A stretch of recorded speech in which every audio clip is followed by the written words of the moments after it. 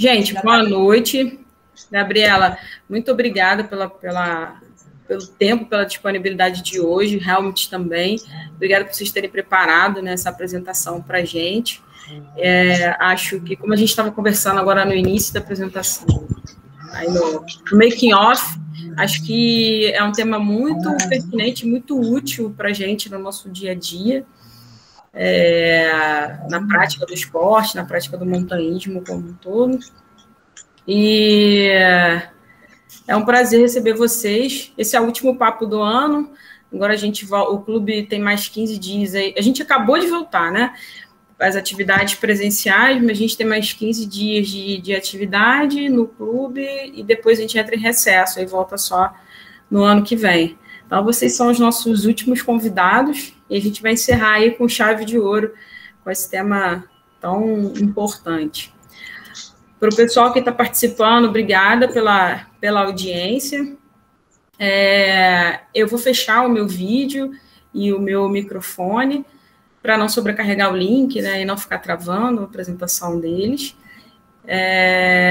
E depois quem quiser fazer pergunta, pode fazer pergunta no chat, eu vou ficar lá monitorando o tempo inteiro. Entro para fazer as perguntas. Quem quiser abrir o microfone e fazer a pergunta, pode também. Ou quem quiser esperar para o final, para a gente ter aquele bate-papo no final, também está valendo, tá bom? Então, gente, boa noite. A palavra é toda de vocês. Eu vou me apresentar primeiro. O Helmut depois se apresenta e já começa com a sequência dos slides dele. A gente vai revezando, tá, galera? Como é uma apresentação em dupla, ele apresenta um pouco, eu um pouco, volta ele, volto eu.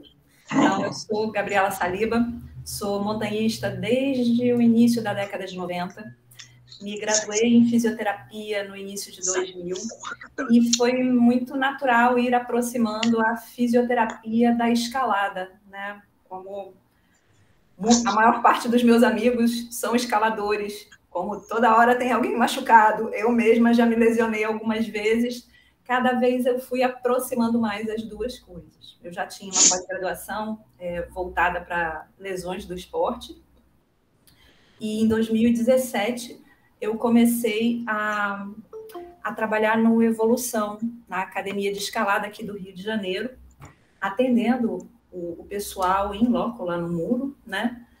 Tem uma parceria também com um médico ortopedista, que é o Dr. Antônio Pedro, que é escalador aqui do Rio, médico de mão, e acabou se transformando num mestrado, esse estudo de escalada, e agora está sendo o início do meu doutorado. Eu espero que hoje eu e o Helmut possamos abrir um pouco mais o olhar de vocês, tirar algumas dúvidas, e passo a voz agora para o Helmut se apresentar e começar a sequência de slides e a fala dele. Helmut, é com você.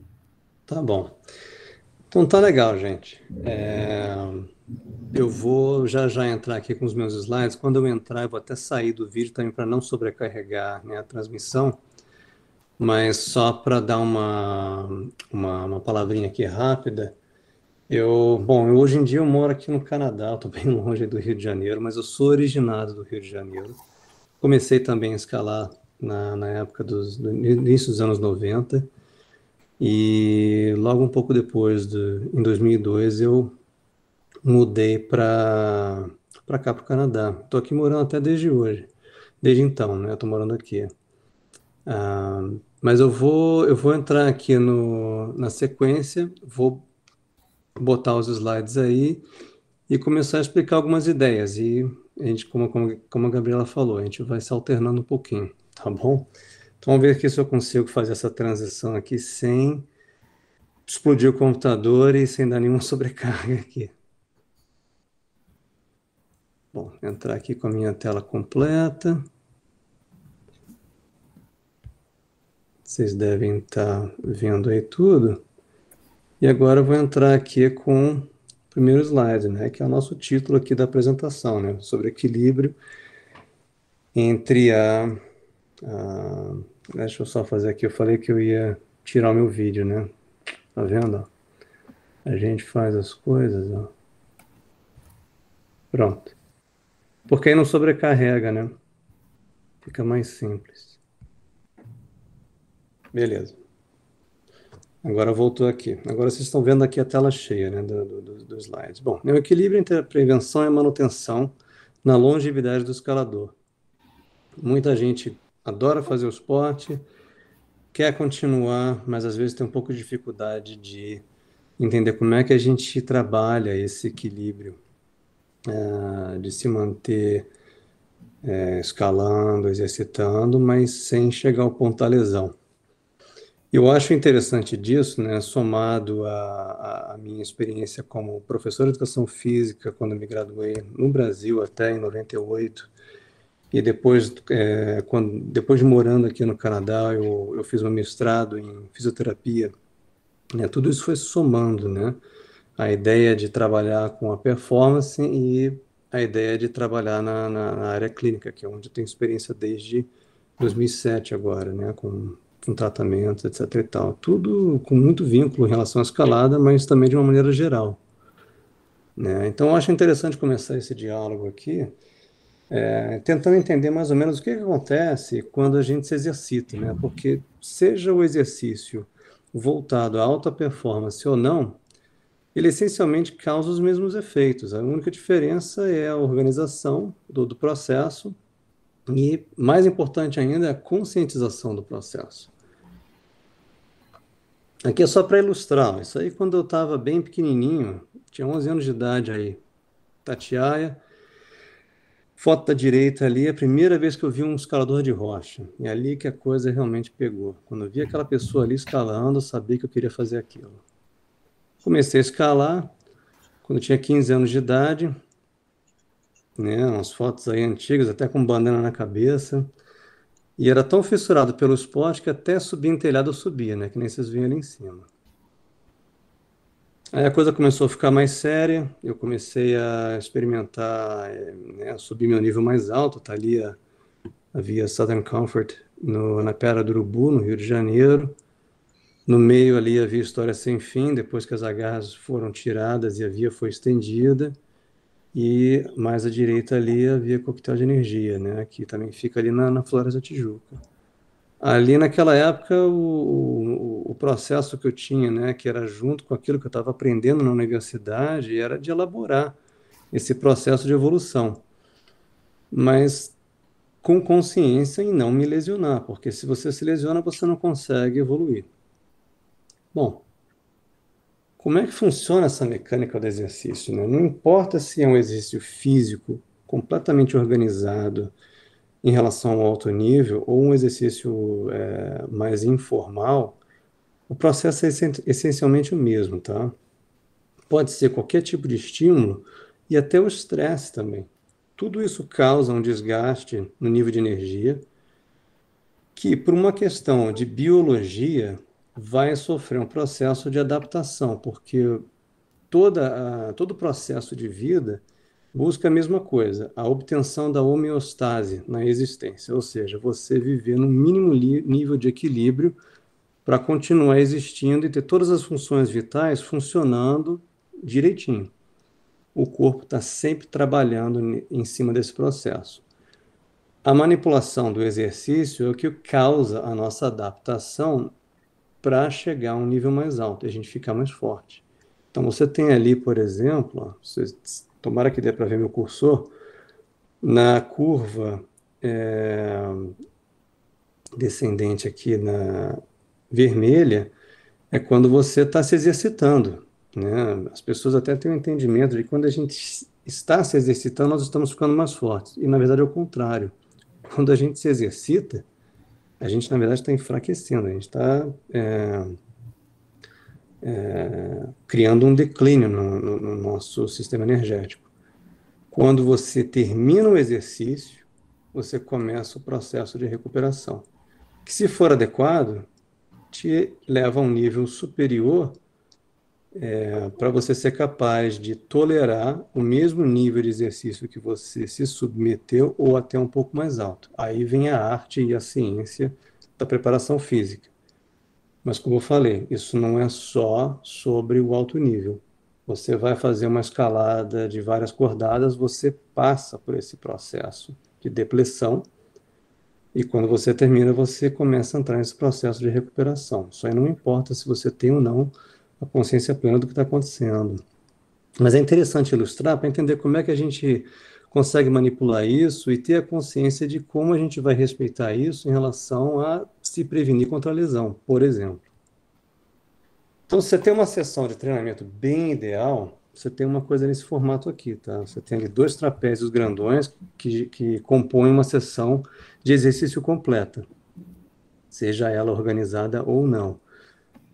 Mas o ideal seria ter um período de aquecimento, onde você tem uma curva de rendimento e estimulação em ascensão, que começa dos exercícios menos complexos, chegando até um nível mais complexo possível, onde seria o corpo principal da sessão, né? Depois de se aquecer bem. Se você faz isso bem, você consegue manter um nível de rendimento relativamente alto durante a sessão, com o volume e intensidade que você está querendo. Da mesma maneira, você faz um bom aquecimento e você vai fazer uma escalada na rocha, seja ela qual tipo que seja, isso vai influenciar naquela escalada de uma maneira positiva. E vai te dar uma durabilidade na sessão, que vai terminar com exercícios ou escaladas ou uma rotina menos complexa, para não sobrecarregar o sistema, que leva ao tal do desaquecimento, tá? Mas isso é uma coisa bem idealizada. De uma maneira bem geral também, qual é o ponto de você ter uma sessão minimamente organizada ou consciência de como é que você combina a estimulação com a recuperação? É para você chegar num ponto de rendimento que te leve a um nível superior àquele que você começou, né? Simplesmente dessa forma, você tenta organizar isso. Então, é você não exercitar demasiadamente ou com recuperações inadequadas, enfim. Na arte da preparação física e do alto rendimento, o que eles tentam obter é uma coisa desse tipo aqui, ó, que é a tal da supercompensação, que em certos períodos, se você consegue manipular bem o nível de estimulação com o nível de recuperação, dependendo da condição inicial da pessoa, você consegue, através de um acúmulo de estímulos e uma boa recuperação, que não é só tempo, tá, gente? É a qualidade da recuperação também. Você consegue atingir um nível consideravelmente mais elevado do que você começou. Bom, como é que isso aí pode ser em termos práticos da pessoa que quer escalar no final de semana? Você escala no final de semana inteiro e você tem ali 5 dias para descansar. Será que isso vai chegar aqui? Provavelmente não. Tem coisas interessantes a se fazerem no meio da semana que podem ajudar a levar esse nível também. E não tem nem que ser só com a escalada, não, tá? Isso aí tá junto com esse processo preventivo, mas também esse processo de manutenção, tá? Agora, se você faz uma estimulação contínua sem ter um processo de recuperação adequado, a tua tendência, com o passar do tempo, que pode até ser curto, mais curto do que a gente pensa, é de ter um declínio sobre a condição de prática, de execução. Isso pode levar a um processo de lesão de sobreuso, por exemplo. Um desgaste energético muito grande. E eu vou comentar mais tarde, né, que outras coisas podem acontecer, né? Então, isso é uma coisa que tem que tomar um certo cuidado, porque não importa como você faz, o desgaste ele vai acontecer. Então, a gente tem que ter um mínimo de consciência de saber o quanto tempo, né, de conseguir compreender o quanto tempo a gente precisa de recuperar para fazer uma sessão nova. E aqui você tem um exemplo interessante ali. Um amigo meu, numa viagem de escalada, que estava muito empolgado em escalar, eu diria demasiadamente, com intensidade muito alta, e ele lesionou a mão. Não conseguia. Chegou uma hora que ele não conseguia nem escalar direito. Estava ali com a mão enfiada num saco de gelo. Quase que estragou a viagem toda. As lesões podem se manifestar de várias maneiras, tá? Você tem desde o trauma, que pode ser uma questão de azar e é uma coisa repentina, né? Por exemplo, aqui eu tive uma paciente há mais ou menos 1 ano e meio, 2 anos atrás. Ela estava escalando uma montanha aqui na região, nas Rochosas, perto de Banff. Ela estava fazendo uma escalada alpina de várias cordadas. Eram, no total, 30 cordadas, tá? Mas você consegue emendar aquilo e fazer várias numa vez só. Então, é uma escalada num dia longuíssimo. E numa dessas cordadas, ela conseguiu, de alguma maneira, deslocar um pedaço de rocha no meio da escalada, do tamanho de uma geladeira, que prensou ela contra a parede e fez um estrago considerável no ombro dela. Aquilo ali foi quase um desastre que precisou de ter envolvimento de helicóptero de resgate, tá? Isso se você tiver ali acesso à recepção de celular, né? Às vezes a gente não tem aqui nas montanhas. Enfim, ela teve cirurgia, foi uma recuperação complicada, mas aquilo ali teve um elemento um tanto quanto fora do controle, tá? No entanto, uma síndrome de repetição, o sobreuso ou as lesões, né, musculares ou tendinosas, elas têm uma outra natureza, elas têm muito a ver com a persistência, né? E esse nível de consciência é muito importante, tá? Para a gente discernir como é que a gente vai praticar o esporte. Mas, enfim, isso aqui é um pôr do sol maravilhoso, tá? Ali de Jacarepaguá, onde eu morava, e tá me dizendo aqui que eu vou passar a tocha para a Gabriela, para ela entrar com a parte dela, e depois eu dou um alô de novo, tá bom? Eu vou sair daqui então, vou entrar aqui e pronto, voltei.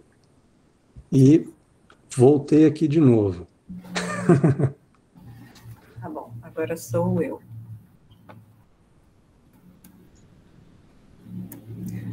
Tá vendo a minha tela cheia com o primeiro slide? Uhum. Tá bom.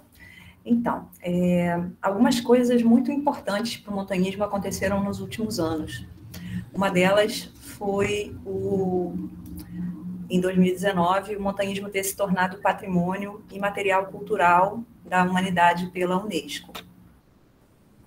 E o outro, super marcante para a escalada de competição, foi que, a partir deste ano, que era para ter sido ano passado, mas a pandemia atrasou os planos, literalmente, do mundo inteiro, a escalada se tornou parte integrante das atividades competitivas. Isso é ótimo, mas, para mim, enquanto fisioterapeuta, gera algumas reflexões preocupadas, né? Aumentou o número de pessoas que procuram hoje os muros de escalada, aumentou o número de pessoas fazendo atividade outdoor, e isso é visível, mas é preciso não ir somente pela empolgação, é preciso de informação. Antes a gente achava que só tinha que ficar forte, né? Tem que ter uma mão forte, ter um braço forte.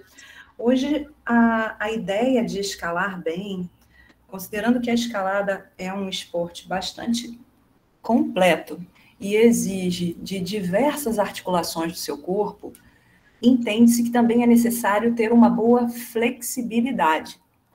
Claro que nós aqui não somos atletas olímpicos, mas veja a flexibilidade que esses atletas têm. A gente precisa ter mobilidade de quadril, a gente precisa ter mobilidade de coluna torácica. A escalada é um estilo de vida para os praticantes. Então, quando um escalador fica machucado, né, um paciente meu está lesionado, uma das maiores preocupações que eu tenho é com o fato de que essa pessoa vai ficar um tempo afastada de todo o seu vínculo social. Porque a gente costuma programar o final de semana da gente, as férias, os feriados, para escalar, né? E quando você se machuca? Todos os planos ficam temporariamente pausados e isso, às vezes, mexe até com a cabeça da pessoa, com o emocional da pessoa. A maior parte das pessoas que chega a mim chega com um discurso igual. Poxa, eu estava sentindo um incômodozinho, aí apareceu essa dor. Não, meu caro, você não tem um incômodozinho, você tem uma dor leve. E que como ela é uma dor de um nível baixo, você não concebe ela como uma dor e acaba deixando que o tempo passe. Muitas vezes ela acaba aumentando e isso acaba demandando mais tempo para você ter a sua alta, para você se livrar dessa dor, dessa lesão. É muito complexo a gente conseguir mensurar, medir a dor, porque não existe um aparelho que meça a dor exatamente. E a impressão de dor é algo totalmente particular. Inclusive, nós escaladores, muitos, temos um limiar de dor diferenciado. O que eu quero dizer com isso? A gente já está acostumado a sentir o antebraço tijolado, a gente já está acostumado a sentir as polpas digitais, as pontinhas dos dedos das mãos ralados, doloridos, sensibilizados. Então, a gente tem uma impressão de dor um pouco diferente de quem não escala. Então, essa autopercepção, essa consciência, né, de que tem algo errado com o seu corpo, que você chama de incômodo, é o teu corpo te avisando, te dando um pequeno alerta. As lesões, elas podem ter diversos fatores. O gênero, a idade, a qualidade do sono, o estilo de vida, são alguns dos fatores que podem estar relacionados não só com a sua lesão, mas também com o tempo da sua reabilitação, da sua recuperação. Na foto, a modelo é a Mônica Pranzel, uma escaladora aqui do Rio de Janeiro, grande escaladora, foi a primeira mulher a fazer um 9º grau na década de 90, e eu uso ela como exemplo porque ela está sempre buscando novas informações para conseguir administrar as lesões dela, né? Ela continua escalando, ela escala há mais de 35 anos, ela tem lesões, mas ela vai levando e continua no climb toda semana, se puder. Prevenir é o melhor remédio, foi um jargão usado na década de 90, pelo representativo ao Ministério da Saúde naquela época. E por todos os hospitais, clínicas que você passasse, tinha adesivado esse jargão. Essa visão, gente, é o que eu venho pregar aqui com vocês, como se fosse uma oração, né? Prevenir, pensar antes do problema acontecer, se cuidar, é o mais importante. Os orientais, eu acredito na medicina chinesa, na abordagem da acupuntura, eles já acreditavam nisso e já trabalhavam dessa forma há mais de 3.000 anos atrás. A partir do pulso, da língua, a gente consegue perceber desequilíbrios energéticos que são um aviso de um possível futuro desequilíbrio físico, caso não cuidado. É interessante como a cultura do autocuidado entre os escaladores não é uma coisa só do Rio ou do Brasil. Por conta do meu mestrado, eu tenho começado a contactar pessoas de outros países, profissionais de saúde como eu, e também escaladores. E essa coisa de trocar informação, de um dar dica para o outro, eu tenho uma lesão no cotovelo, uma epicondilite medial, o que você faz? Aí um dá uma dica para o outro, é muito comum na base da via, principalmente na base das escaladas esportivas, as pessoas trocarem ensinamentos, trocarem autocuidados, né? Dicas, experiências. Lembre-se sempre que isso não sobrepõe a importância de um profissional de saúde qualificado para cuidar de você. No cotovelo, no ombro, existem vários tipos de lesão e não só um. E cada caso é um caso e vai responder diferente. Mas o hábito de se autocuidar é uma proposta muito legal. Ter a rotina de cuidar de você, seja fazer uma automassagem, ter a sua forma de fazer a liberação miofascial, seja com a bolinha, seja com o rolo, é muito legal. É importante... Vou interromper, o Marcelo levantou a mão, acho que ele tem uma pergunta. Ele levantou a mão na apresentação do Helmut. Ele levantou de novo? Tá aqui, continua levantado. Vou baixar a mão dele aqui, então. Tá bom. Bom, a importância do descanso também é muito grande. Eu sei que a escalada é literalmente um vício e não dá vontade de parar, dá vontade de escalar todo dia, o tempo todo, mas o descanso também é evolução. Tenha certeza disso. Eu não quero dizer você descansar sentado em casa comendo pizza ou pipoca e vendo Netflix. Você pode fazer uma outra atividade. Os atletas, sim, têm uma demanda maior, mas nós que somos meros mortais, podemos trocar um dia da escalada por uma outra atividade orientada, saudável, apenas para descansar daquele movimento, daqueles grupamentos musculares. E também esse é um hábito não legal da escalada, a gente não tem o hábito de aquecer. E isso é um risco de lesão direto. Alguns sinais do seu corpo te avisam que você pode estar com uma lesão.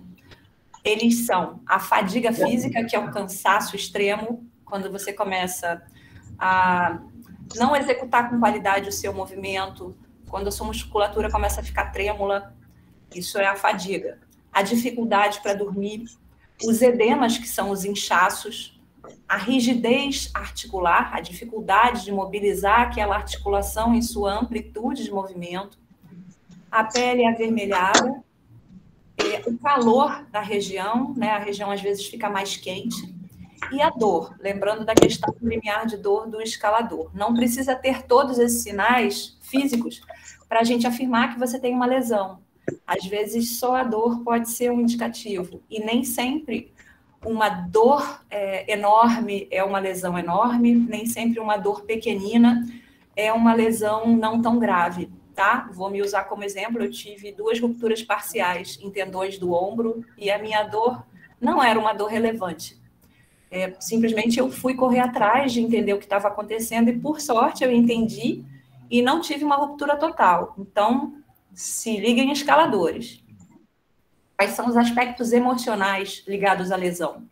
Estresse, tristeza, ansiedade e o isolamento, que infelizmente a gente tem convivido com ele nesses tempos pandêmicos. Fatores psicossociais, como eu falei, eu me preocupo com o emocional do paciente, a gente chama de fatores psicossociais aspectos emocionais da pessoa que podem influenciar na melhora mais rápida da sua lesão ou no atraso. Esses aspectos são a ansiedade, a depressão, a adicção, que são os vícios, e a RED-S. RED-S é uma síndrome que tem acontecido com escaladores de alto nível, elite, e que eles se alimentam tão pouco para ficarem extremamente leves que eles começam a ter vários problemas de saúde.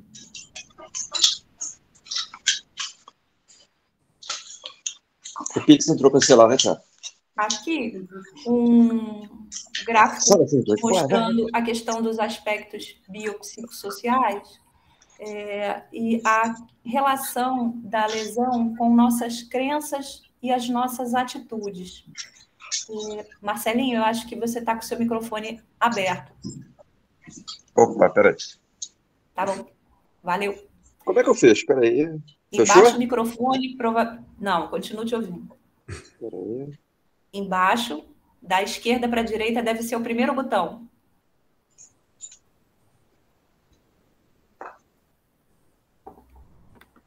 Bom, não sei se ele mutou, gente, eu não consigo ver, se alguém puder.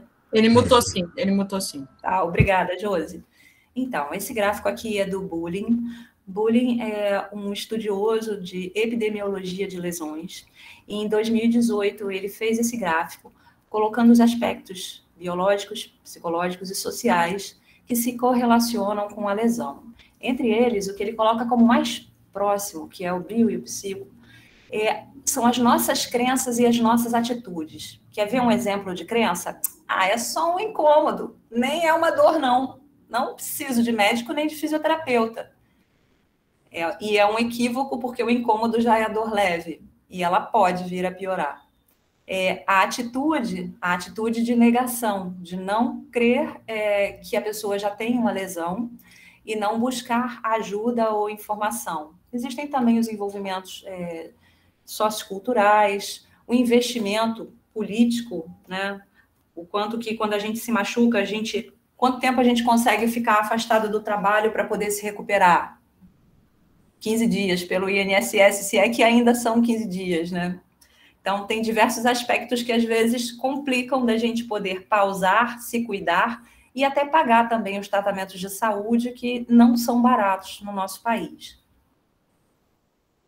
Aqui, um outro estudioso, em 2010, é um alemão que também estuda muito lesões, e ele fez um outro gráfico falando dos riscos de lesão e correlacionando com a atitude preventiva da pessoa, com os cuidados e as orientações do coach, né? O quanto que o nosso comportamento preventivo e até os comportamentos dos outros à nossa volta podem nos influenciar positivamente ou negativamente.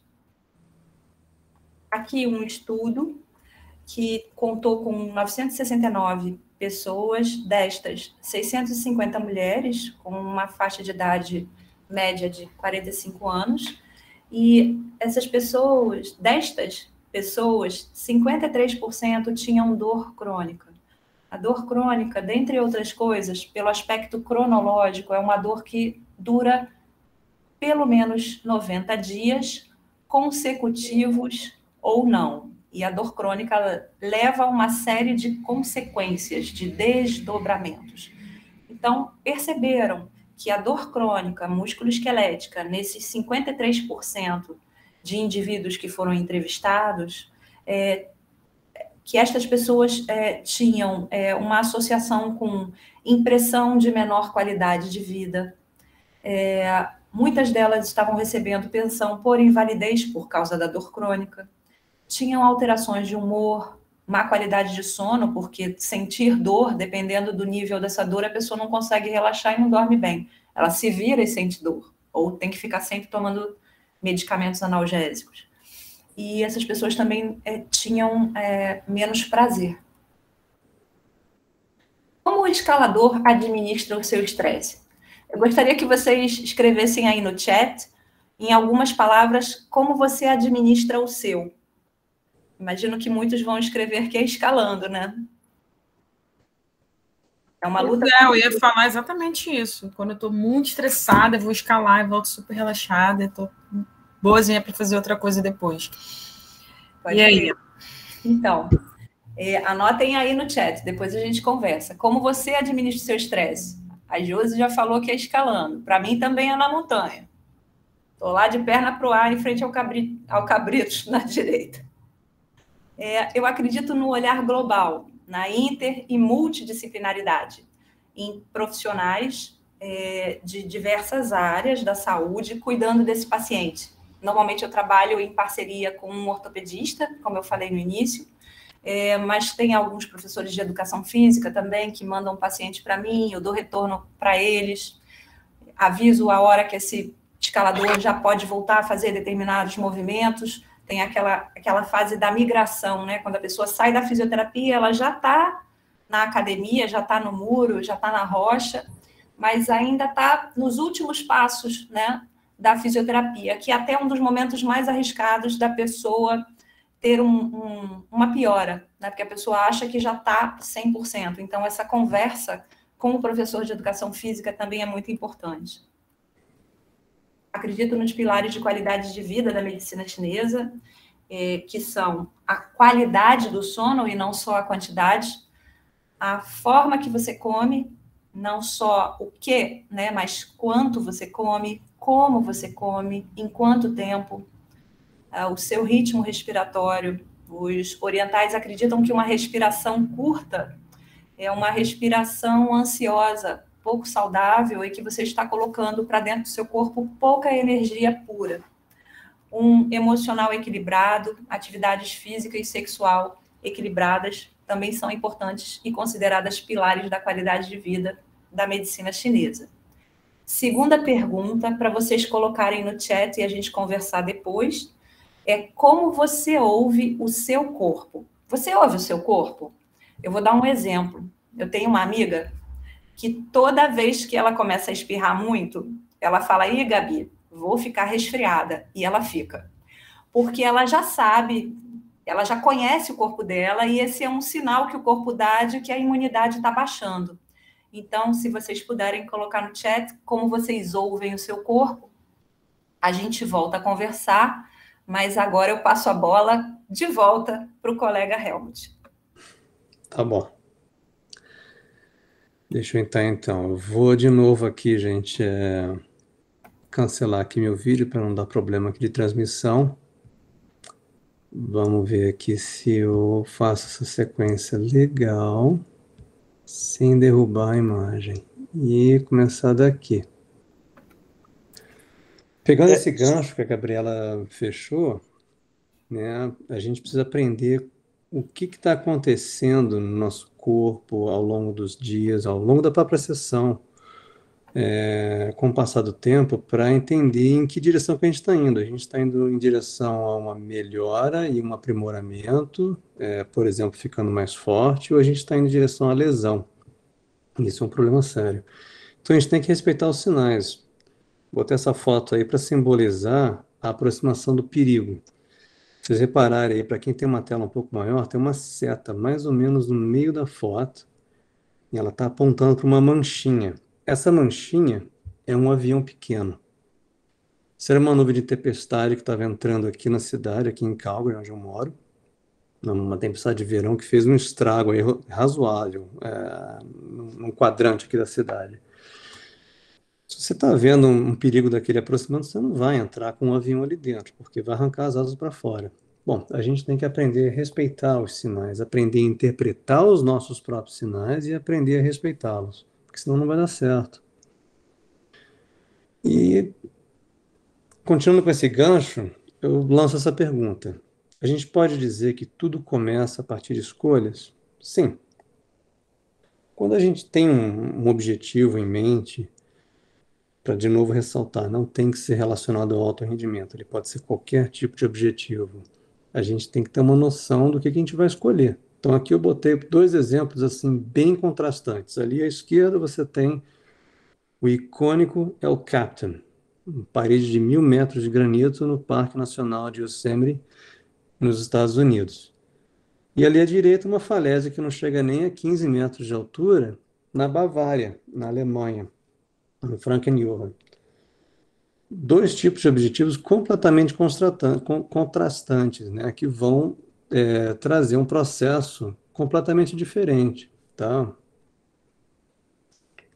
Então, tendo uma consciente forma de escolher os objetivos, traz um processo de reflexão em que você tem que determinar se esse objetivo ele é realista, eu quero dizer, ele tem uma conexão com o que ele é e com o que você é capaz de produzir em direção a ele, em relação a como você está no momento presente.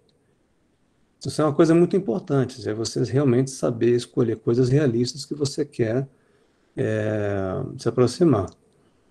Eu acho interessante a reflexão sobre objetivos de curto, de médio e longo prazo. O que eu quero dizer com isso é o seguinte, de novo, não é vinculado ao alto rendimento, tá? Vou jogar um exemplo assim bem prático aí no Rio de Janeiro, assim, bem aleatório. Vamos dizer que você quer ser capaz de fazer num dia só 3 vias diferentes completas na parede do Babilônia, por exemplo, de algumas cordadas. Então você vai ver ali quantas cordadas você vai somar num dia. Isso vai envolver o teu parceiro também, é claro, né? Mas é uma coisa assim mais a curto prazo. Ok, então vamos ver como é que a gente vai organizar isso. A médio prazo seria em relação à qualidade das vias, por exemplo, vias mais difíceis em outras paredes da cidade, outras falésias, níveis de dificuldade um pouco mais elevados. E a longo prazo é algo que você está ali tentando fazer num nível mais elevado de preparo técnico, preparo físico, preparo mental também.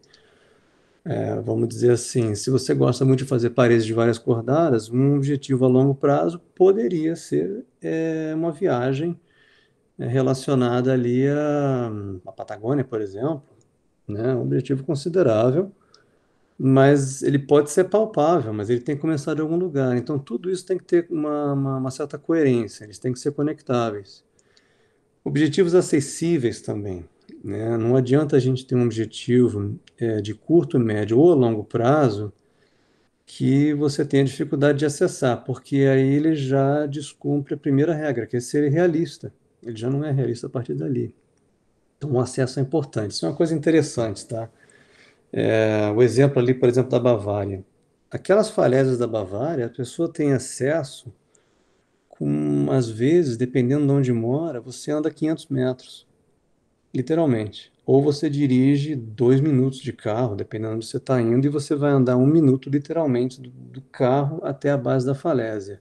Ou seja, essa época do ano que a gente está agora, em novembro, é o que eles dizem assim, prime, para fazer as vias mais difíceis. Então, eles sabem se organizar de um jeito que eles fazem todo o aquecimento deles em casa, às vezes no porão ali, se aquecem direitinho ali, meia hora de aquecimento, por exemplo, entram no carro, dirige ali o que seja 5 ou 10 minutos, anda mais no máximo ali uns 5 minutos, está na base do projeto, entra no projeto, volta para casa, toma uma cerveja e come um prato ali bem gostoso alemão.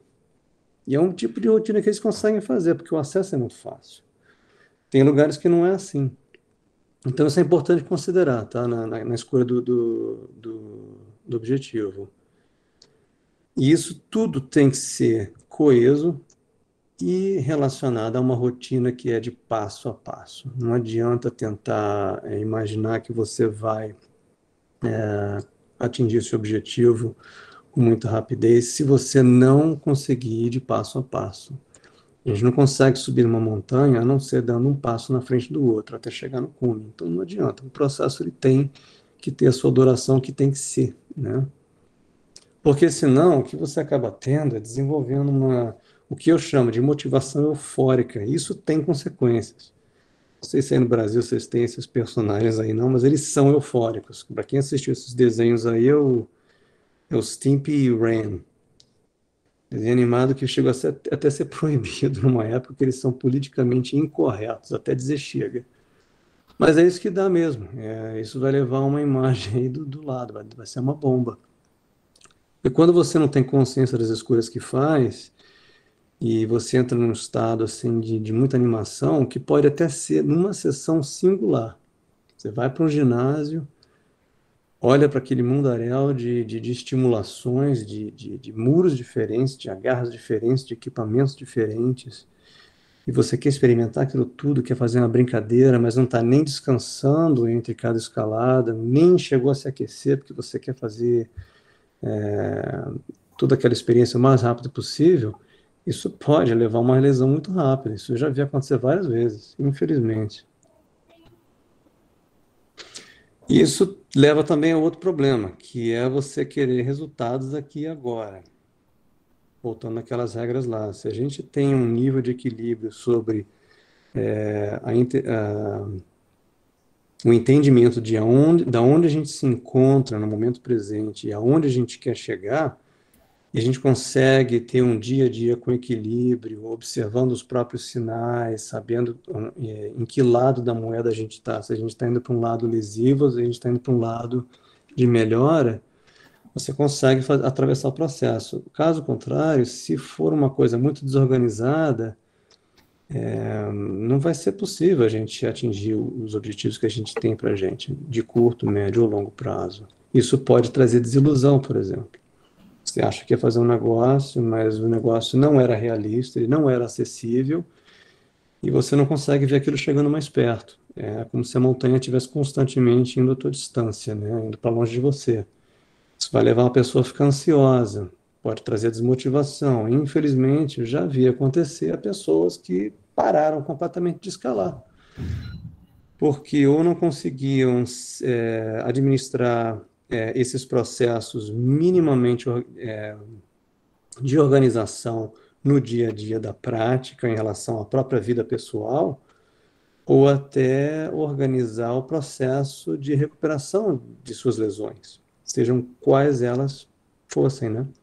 Então, é um passo de cada vez. Você tem uma trilha, você consegue ver o cume, e você segue aquela trilha de passo a passo. Se você sabe para onde você está indo e sabe de onde vem, você vai chegar lá. Né? Essa foto aí da direita é uma montanha aqui perto de casa, mais ou menos acima de uns 2.500 metros. Ela, não sei se, para quem tem uma tela grande consegue ver isso bem. Aquilo ali é um ponto de observação de incêndios, que também virou um ponto de instrumento de meteorologia. Né? Uma vista de 360 fabulosa das montanhas. Né? Bom, para dar uma ênfase considerável aqui num ponto que eu prego muito aos meus pacientes, é que a qualidade do aquecimento é proporcional à qualidade da sessão. Não importa se é uma coisa informal ou se é no altíssimo rendimento na Copa do Mundo. O aquecimento é importante para qualquer um. E o aquecimento, de uma certa maneira, ele é recuperativo também. É uma ferramenta que ajuda com a reabilitação. Ele é tão importante como um prato de macarrão à bolonhesa complementado com bom queijo.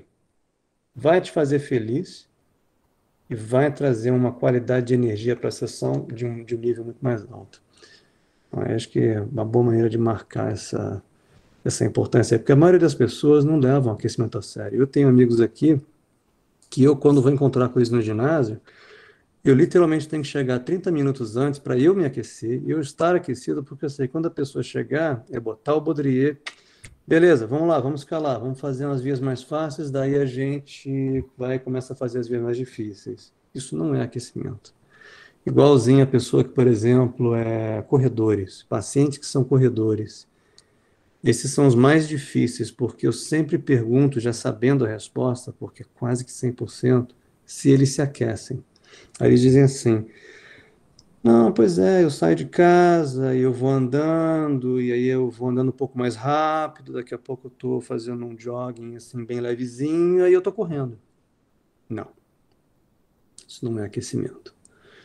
Então a gente precisa aprender um pouco isso também, né? Mas também com o aquecimento é importante, como a gente faz com todo cuidado e amor, né, para os nossos carros, é a troca de óleo.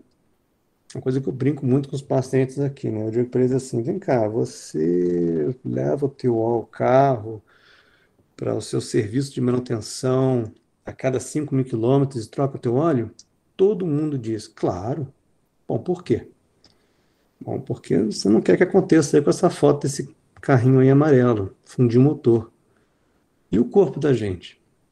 Como é que fica? Tem que ter.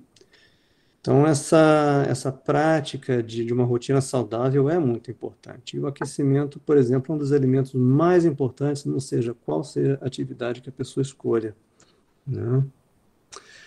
Bom, gente, isso aqui, para fechar a minha parte, eu trouxe aí uma foto bonita, tá? Esse é um lago aqui, muito famoso aqui na região, que as pessoas adoram. A turistada gosta de ver esse troço aí. É difícil de ver, mas isso é bem típico aqui, ó. Mas aqui tem uma estrada, ó. Essa estrada aqui leva até ao norte, bem longe, né? Que se chama Peyto Lake. Fica perto da região de Lake Louise, né? Não muito longe daqui. Eu vou desligar aqui agora e passar a tocha de novo para Gabriela. Deixa eu ver aqui. Lá vou eu de novo. Agora vai você de novo, ó. Pronto. Ok.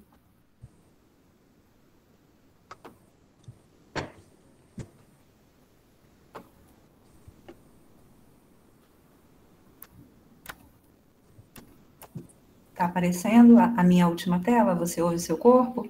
Dá para ver direitinho. Beleza, obrigada, Helmut. Então, vocês colocaram, eu fui lá olhar no chat, ninguém colocou como ouve o seu corpo, hein? Sniff, mas tudo bem. Então, um estudo foi realizado aqui no Brasil pela Universidade Federal do Rio Grande do Norte em 2018 e publicado em 2019. Entre os pesquisadores tinha uma graduanda em fisioterapia escaladora, se eu não me engano é Ana Flávia Figueiredo, o nome dela.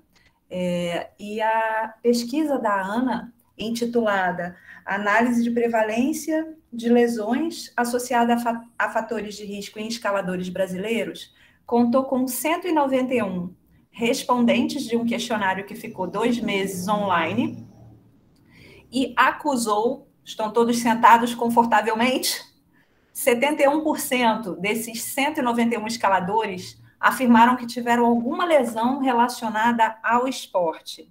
Se liga, escalador. Desculpe, não está com uma qualidade muito boa essa imagem do scan, mas uma das perguntas que ela fez aos escaladores é qual a atitude, lembra das crenças e atitudes que eu falei na minha primeira parte? Então, qual foi a atitude que essas pessoas tomaram quando detectaram que estavam realmente com uma lesão, né? Que estavam impedidas de poder escalar com a mesma qualidade e eficiência? Bem, 6% continuou a escalar, quase 8% parou para dar um tempo para descansar, 16,8% procuraram recursos médicos apenas, 14% fisioterapeuta, então mais ou menos o mesmo percentual foi ao físio direto, que a gente chama de demanda espontânea, isso pode ser feito aqui no Brasil. 20% partiram para o autocuidado, que é se cuidar por si próprio, e 34%, ou seja, o maior resultado foi de pessoas que associou a busca diagnóstica e de orientação médica mais o tratamento fisioterapêutico. Um pesquisador escalador inglês chamado Garrett Jones, que estuda muito também a prevalência, que é a presença de lesões em praticantes de escalada, ele fez um levantamento com 8 estudos que já tinham sido realizados. E aí ele levantou os índices, né, os resultados de prevalência em cada um dos 8 estudos. O mais baixo teve 10% de prevalência de lesão e o mais alto, 81%. Mas eu já adianto para vocês que 10% é raríssimo.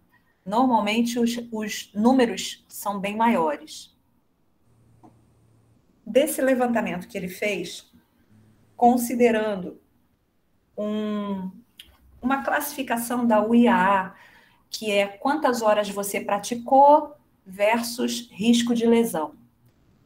As lesões por esforço repetitivo ocorreram mais disparado em membros superiores. Faz sentido. As lesões por queda acometeram muito mais membros inferiores. Normal, né? A pessoa guiando, fazendo um boulder, cai. Normalmente a pessoa, o mais comum é, no mínimo, ter um entorse de tornozelo, né? Então, normalmente em queda é mais comum membros inferiores. Por movimentos extremos, acima do que você está acostumado, né, a executar, ficou mais próximo membro superior de inferior, mas ainda um resultado maior para membros superiores. O Jones, nesse estudo, esses estudos que ele avaliou, esses 8, foram publicados de 95 até 2015, então tem ali um espaço de 10 anos entre o mais antigo e o mais recente, e considerando essa classificação IA, ele percebeu uma incidência, uma ocorrência média de lesões de 5,81 para cada 1.000 horas praticadas. As regiões do corpo, no geral, mais acometidas, independente de ser por qual movimento ou situação que provocou a sua lesão, em primeiro lugar, dedos, né? Que normalmente dedo e ombro são os campeões de lesão, infelizmente. Em segundo lugar, o tornozelo. Em terceiro, o cotovelo. E em quarto lugar, a mão. Depois vem pertinho já o punho.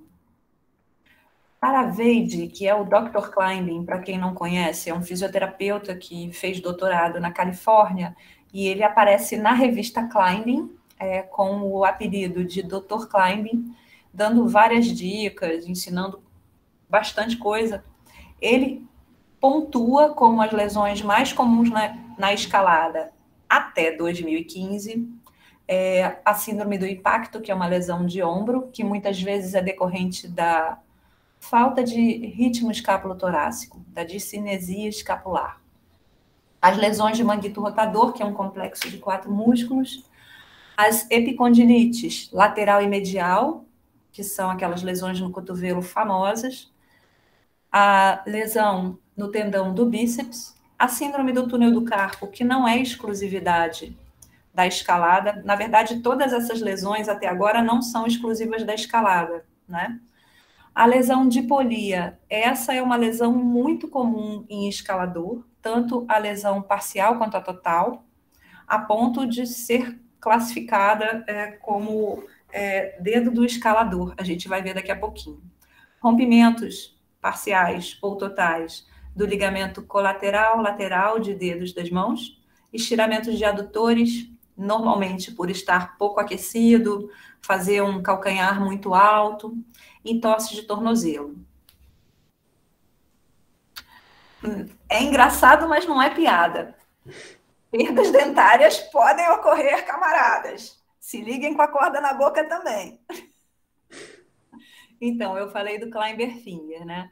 Então, o dedo do escalador, o Schoffel, que é um médico alemão que vai estar amanhã participando do Simpósio Internacional da Saúde do Escalador, para nós brasileiros, traduzido para o português, no artigo dele de 2006, ele definiu o Climber Finger, que é o dedo do escalador, como a ruptura da polia A2 do dedo anelar. Mas as lesões de polia são comuns de acontecerem, principalmente na polia A2, na polia A4, no dedo anelar e no dedo médio, que não são nada menos do que os nossos 2 dedos considerados mais fortes. A lesão que se faz quando a pessoa tem a lesão de polia, a apresentação visual, a gente chama de corda de arco. Vou mostrar para vocês. Tá vendo na direita a 4ª figura, lá embaixo? Os tendões superficiais e profundos, flexores dos dedos, eles ficam sem a polia, que é um anel fibroso que sustenta eles presos próximos ao osso. Então, fica como se fosse um arco, de um arco e flecha. O dedo fica gordinho. Mas isso é numa ruptura total. Existem lesões de polia menos graves e que não faz a corda de arco. Muitas pessoas me perguntam, o que eu faço, Gabriela? Eu estou com dor lombar. Eu faço acupuntura ou eu faço pilates? Gente, existe uma maleta terapêutica gigante de opções que você pode escolher. E eu acho que o grande pulo do gato é você, por um tempo, tentar o que você elegeu, né? Não é fazer uma vez, achei que não funcionou, não vou voltar. O seu corpo também precisa de tempo para entender a informação. A gente tem que ter paciência com o nosso corpo e com o processo de recuperação. Mas nós temos uma infinidade de opções na fisioterapia. Nós temos o antigo e ainda consagrado e maravilhoso RPG, nós temos o Pilates, tem a hidroterapia, que é o trabalho na piscina, e muitas vezes quando a pessoa não pode botar todo o peso do corpo, né, no chão, né, com o efeito da gravidade, a hidroterapia é uma grande solução de fisioterapia.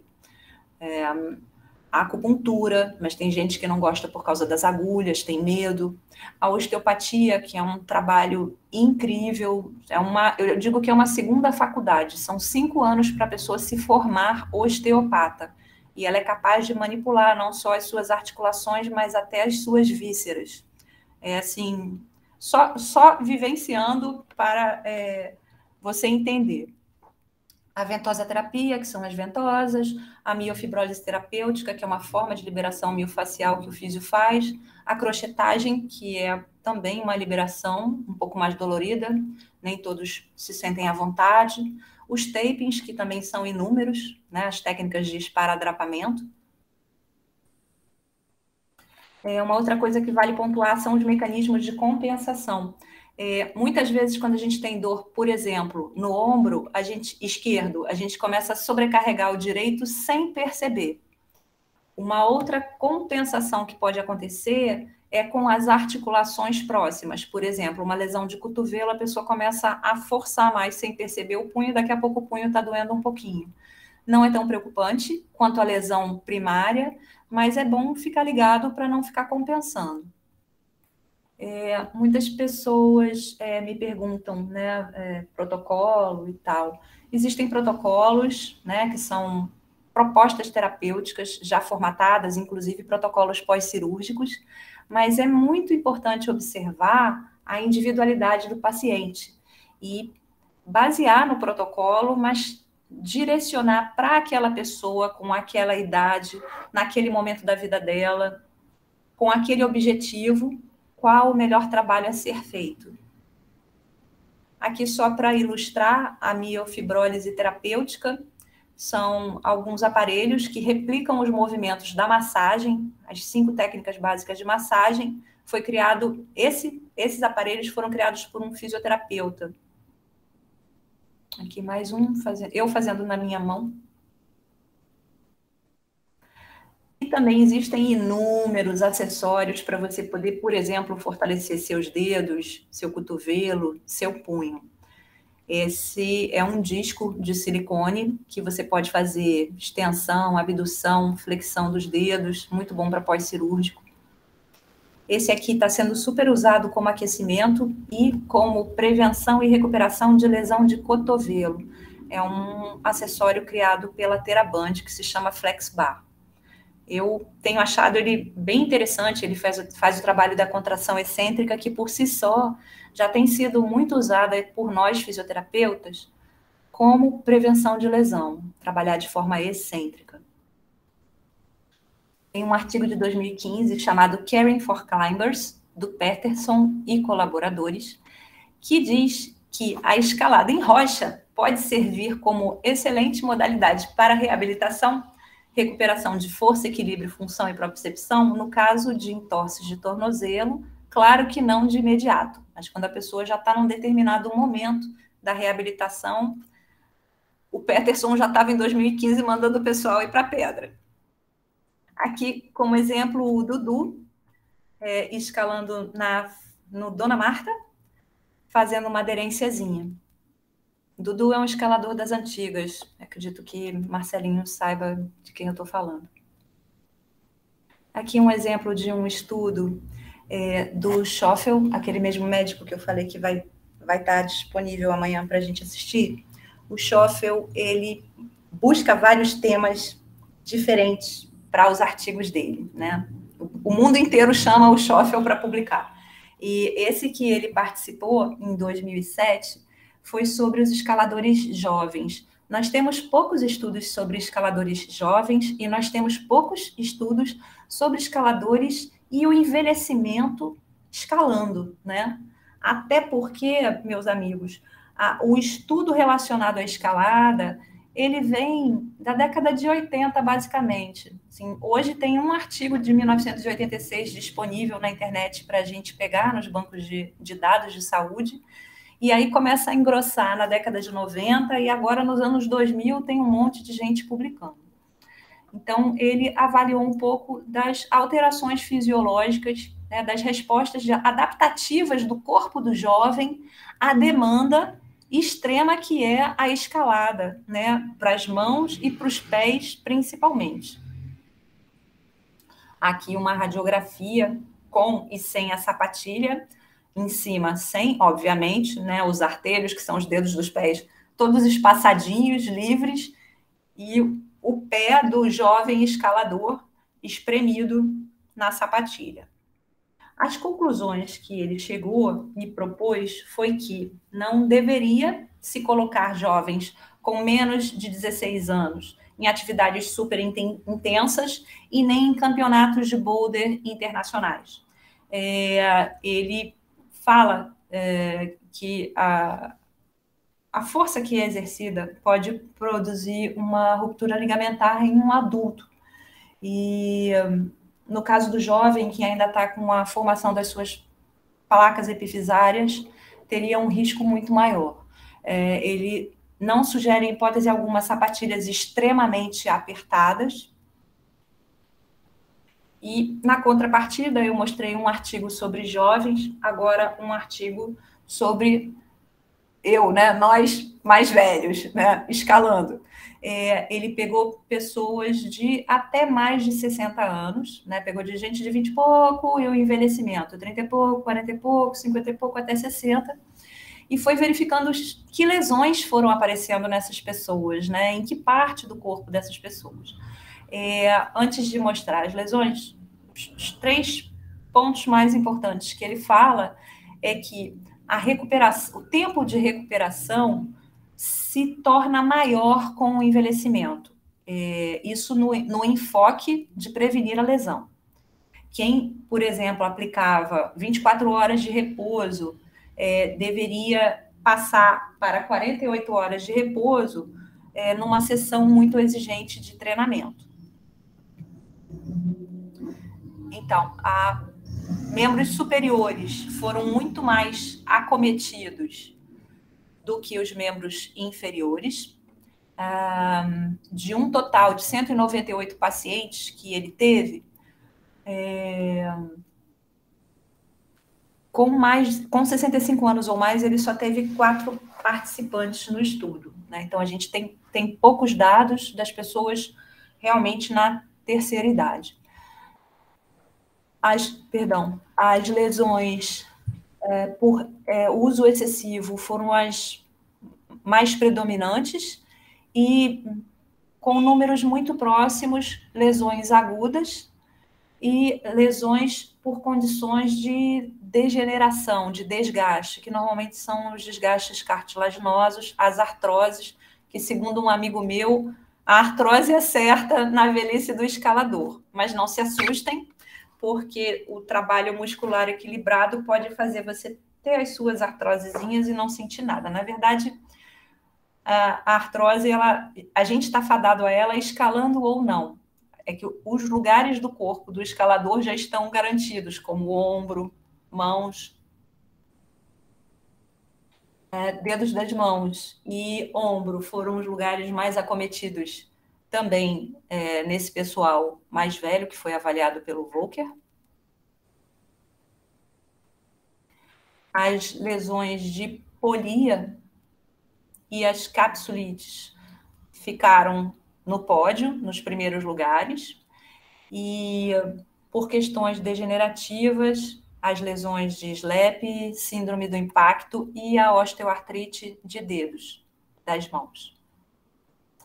As imagens que eu mostrei foram cedidas pelo Fernando Correia, que é sócio do SERJ. Algumas são minhas, outras eu peguei na internet de um site que disponibiliza gratuitamente.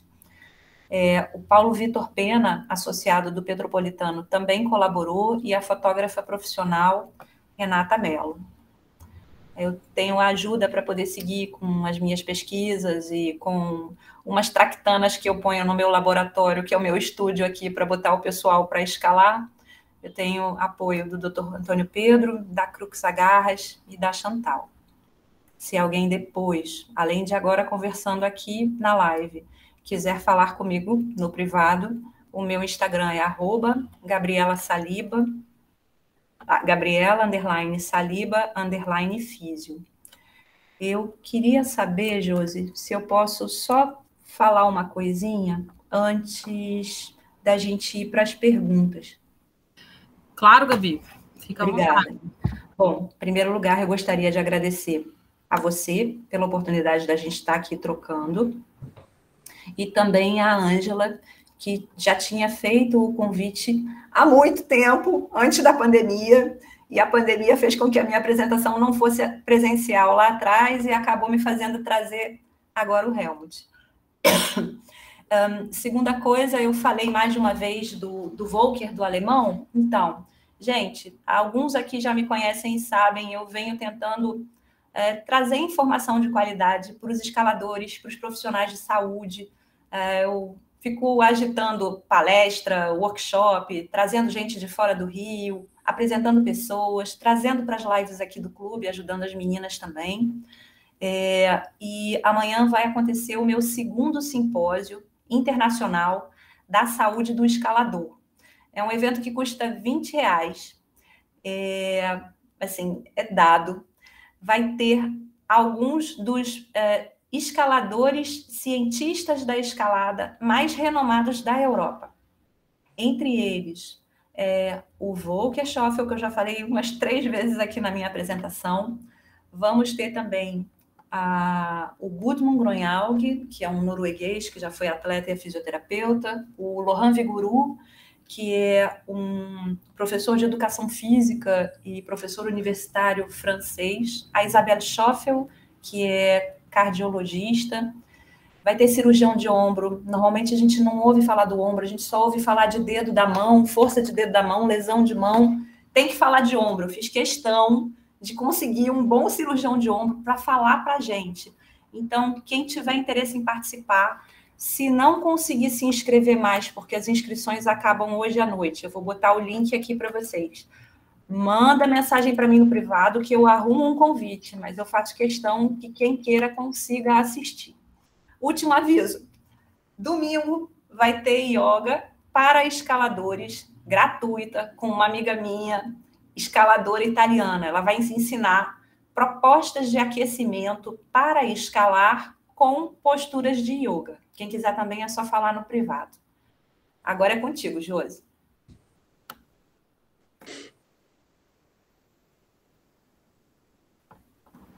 Nossa, quase que eu não consigo desbloquear aqui o meu microfone.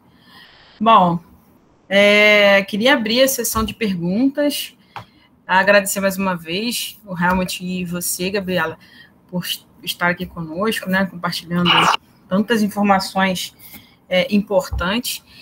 E queria saber se alguém tem alguma pergunta. Aqui no chat eu estou vendo que o Marcelo, ele colocou: as dúvidas serão tiradas no final da apresentação, durante a apresentação ou no final? Então, Marcelo, ele está online ainda, com a mão levantada, está aguardando, acho que ele é o primeiro da fila. Se você quiser, agora é a hora. Tá, peraí, deixa eu só ligar o vídeo. Bom, estou na rua aqui, chegando na academia. Então, queria parabenizar vocês aí, bem legal o evento e legal a iniciativa, a ideia. Acho bastante importante, né, principalmente o pessoal que está começando, saber tudo que foi falado aqui. Então, antes de fazer a primeira pergunta, eu queria só complementar, Helmut, que você falou do aquecimento, da importância do aquecimento. Uhum. E uma coisa que eu uso é usar o aquecimento para treinar técnica. Porque o aquecimento é o momento que você não está sob estresse, você não está ali no meio da escalada, arriscando cair, com aquela pressão de querer encadenar. Então, quando eu estou aquecendo no muro, eu não estou sob estresse, então eu aproveito para assimilar conceitos, tipo, respirar mais forte do que eu preciso, para tentar automatizar a respiração. Aí, quando eu estou na situação de estresse, na escalada mesmo, a respiração já está automatizada. Ou pensar em relaxar os ombros sempre que possível, ou pensar em perceber o contato do pé com as agarras, para quando você estiver escalando também, você está com aquele contato ali bem consciente do teu pé, para você não ficar evitando de perder pé. Então é isso, usar o aquecimento, que não é um momento de estresse, para assimilar conceitos básicos. Aí você torna o aquecimento mais interessante.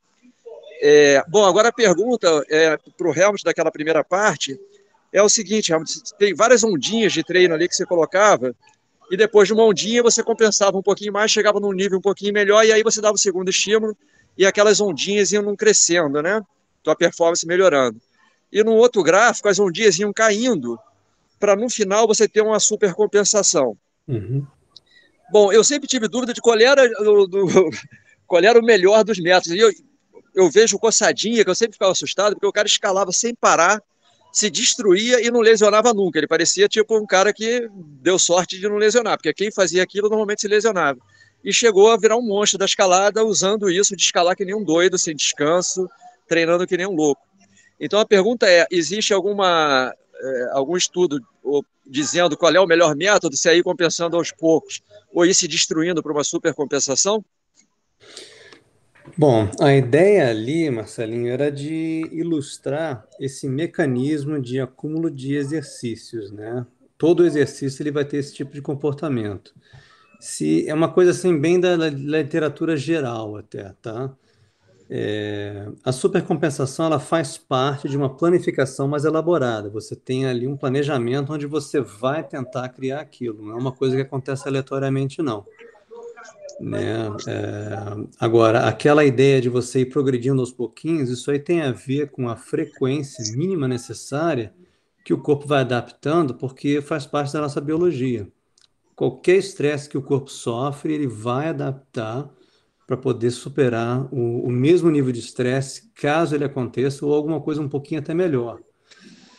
Agora, fazendo gancho com a tua pergunta específica em relação ao exemplo, né, de alguém que escala sem parar, olha, é relativo, tá? Eu vou dizer o seguinte: se você está tentando, dependendo do nível que você está tentando alcançar, é uma, é uma aposta perigosa. É uma aposta perigosa, porque se você não dá ao corpo tempo suficiente para recuperar, também tem o seguinte, né? Quando a pessoa é mais jovem, ela tem uma habilidade de recuperação mais rápida, né? Isso também pode acontecer. Mas eu não diria que eu não diria que é uma boa ideia, né? A não ser que você saiba, mesmo sem parar de escalar, você saber inserir ali um dia de escalada que seja mais leve, né? Para você respeitar aquela curva de recuperação, que seria uma recuperação ativa. Então, na verdade, você não está estimulando ao ponto de declínio energético, né? Faz sentido? Sim, sim, faz sentido.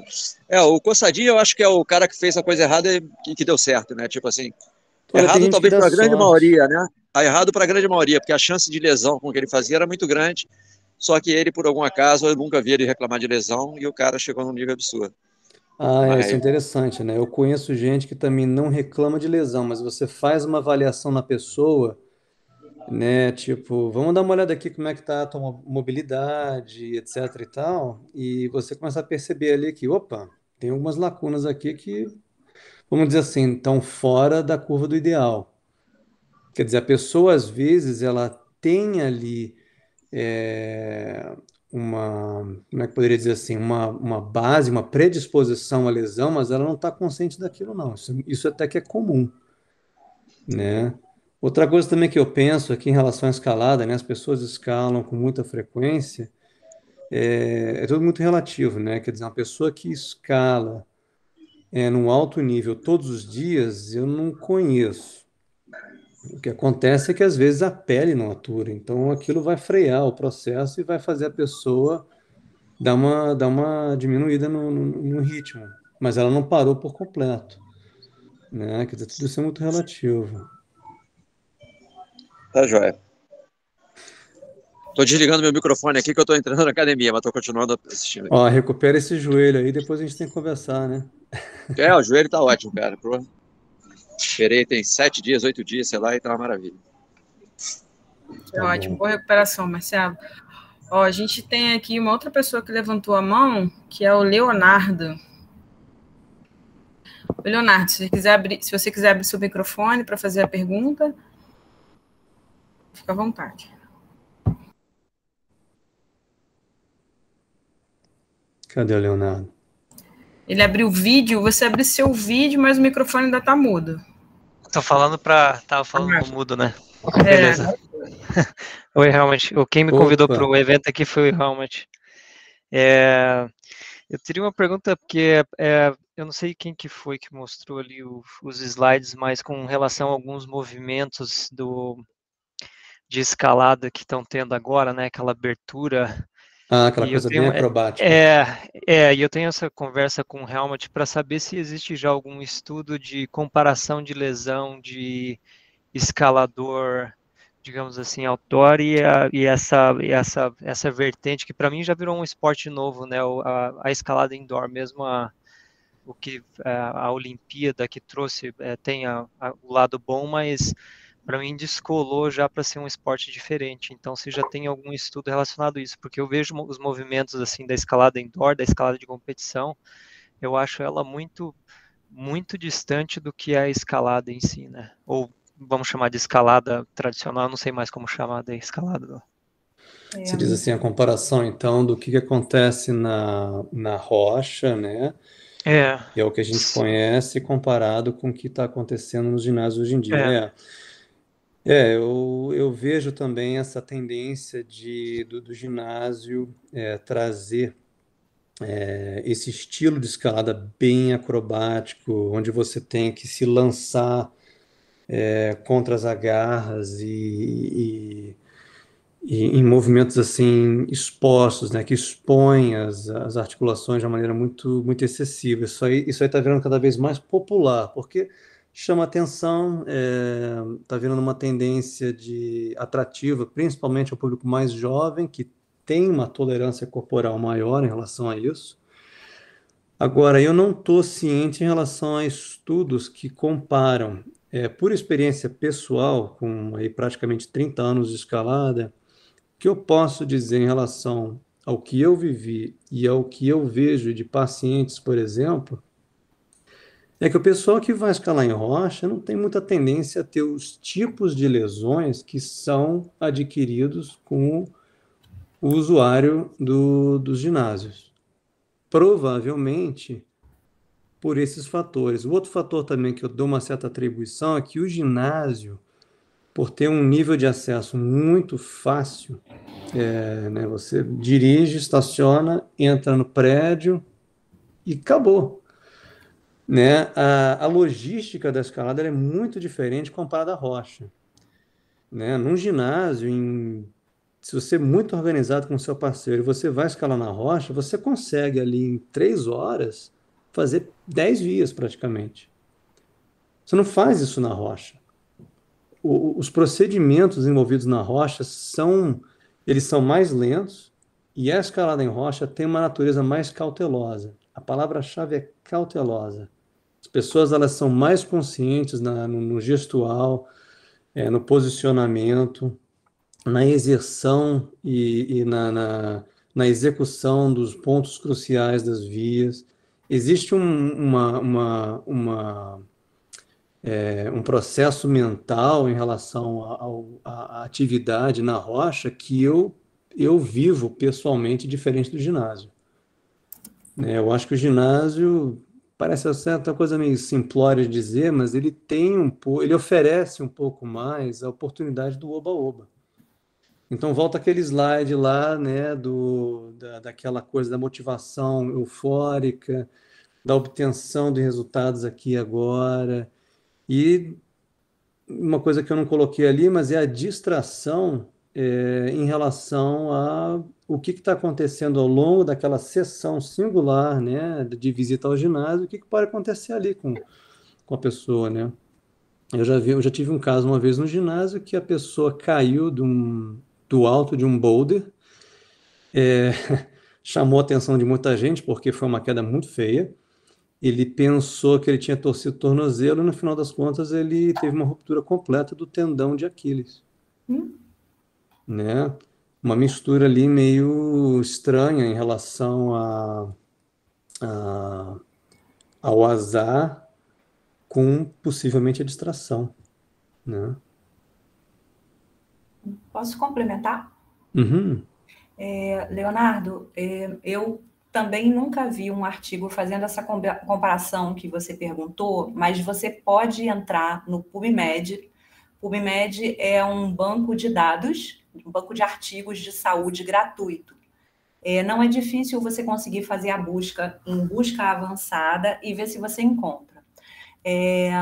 Uma coisa, o que a gente mais encontra são estudos de escalada feitos em ambiente controlado, feitos no muro, porque é mais fácil de conseguir controlar determinadas situações.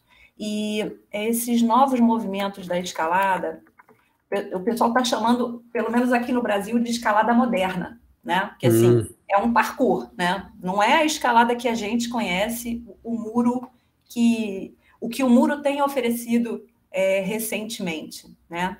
Esses movimentos extremos, inclusive, estão causando lesões que eu estou chamando de novas lesões da escalada moderna. Amanhã, fazendo propaganda de novo no simpósio, a última fala vai ser uma mesa redonda com 3 fisioterapeutas, um escalador cirurgião de mão e um escalador cirurgião de pé e tornozelo, falando dessas outras lesões que não aparecem na minha apresentação. Lembra que eu falei em 2015 o Climbing falava que essas são as lesões da escalada?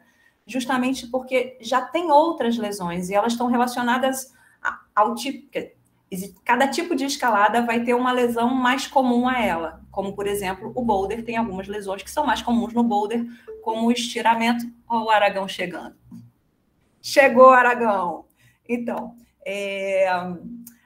até perdi o fio aqui. O boulder, ele tem algumas lesões mais comuns a ele, mas a escalada moderna, ela está trazendo outras lesões que a gente não costumava ver.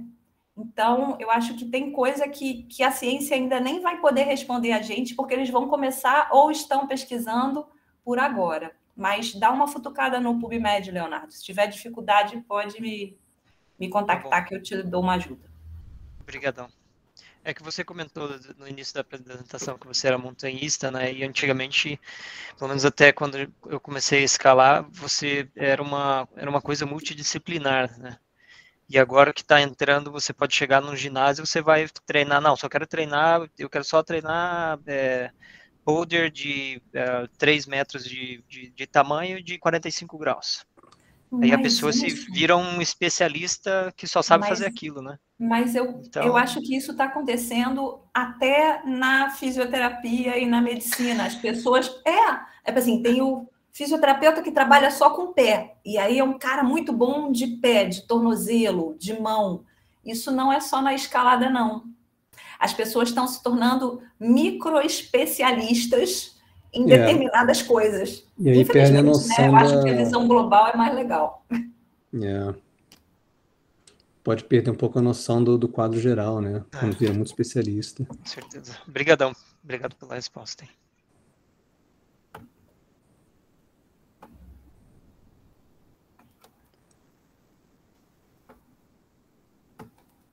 Aragão acabou de chegar. Quer logo lançar uma pergunta aí, Aragão? A gente fez a apresentação já.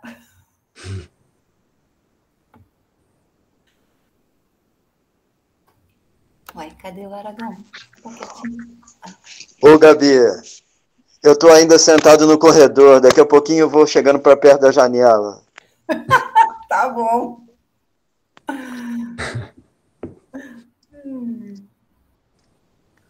Saudade de você, Helmut. Forte abraço. Também, cara. Já faz bastante tempo.